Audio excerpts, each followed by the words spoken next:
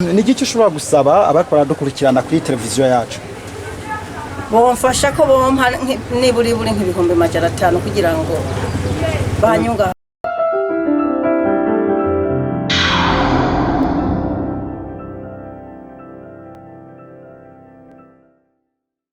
Bakunzi ba Mabayi Media TV, reka tubashimire cyane kuko ngene mudahengeshanya kwama muri ko muradukurikirana. Ego ni ya televiziyo yacu ariyo gwanyu Mabayi Media TV. Bamwe tubagezaho ibiko birabera muri aka karere na cyane muri komine ya Mabayi.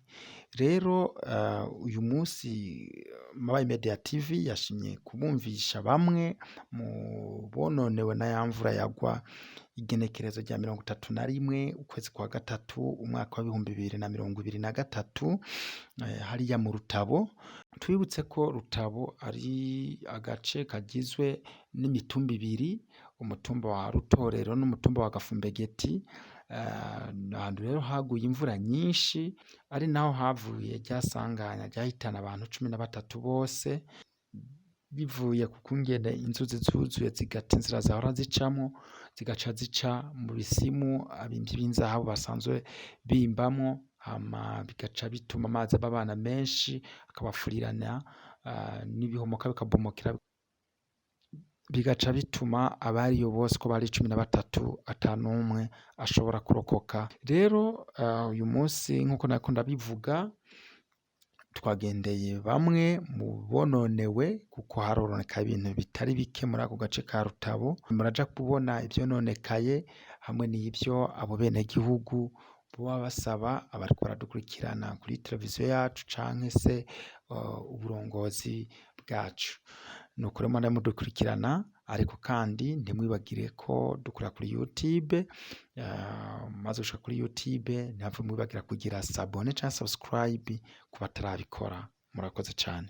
Bakwamukije abagiye nitwagaye Imana Violette, nkabamba ku mutumba wa Rutorero, nkabafise ubumuga nta kuboko fise, nari ifise utuntu twanje mwiki yose ke nari nanaryamye numva amazi aranyisutsemo, nanje ngira ntwagwe nari mvuye kurangura udutomate udutore umunyu wose nari nateke utufuta twose twaratwawe, ntari nakantu nakamwe nasigaranye, hamwe n'umuceri hamwe n'umunyu hamwe n'itomati n'intore n'utumandare na twose nari naranguye n'utujumbu twose twaratwaye, n'iki yose ke cyose kiratwagwa cyari gitwawe, hamara duca turavamo, niyo mpamvu twahise turokoka.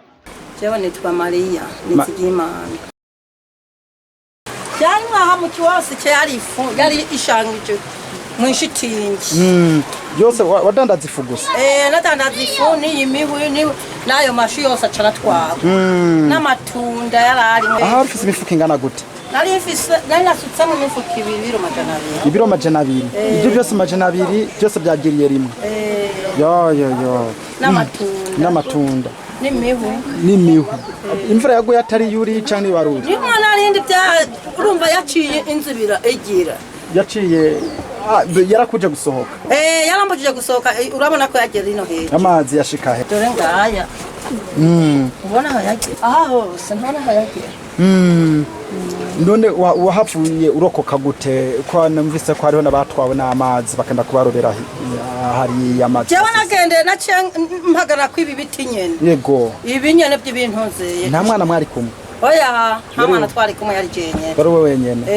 Ni iki ushobora gusaba abakora dukurikirana kuri televiziyo yacu?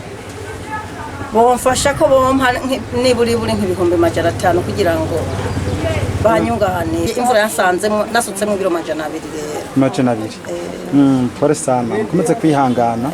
Ruzi rumaze kugaruka arenga inkombe y'umusere. Baciye kwinjira muri stand.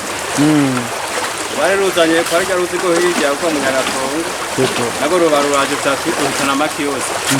Byose kari nk'umuntu w'umugore batarukara mutwara. Haje haza umuntu atikoka n'abandi bana bari batwawe niyo yabarose. Abantu bajya muri bane. Duto bitewe nako kuzi bita gatongo nyene. Nyagatongo hamwe n'urunyene rwose bari kwa. Urubitwa gute? Urunguru bari Nyarufuru. None gamuta aho ni wawe urubupangu tubona gwa baye mwene. Ni sanzuba. Ariko amazi ntiyagushitse hari indani. Ndani ntabwo yinjiye neza ariko yarapomoye. Yego. ariko iyo uza kwiyunguza gato mbwa yatayinjira akavomera n'ibindi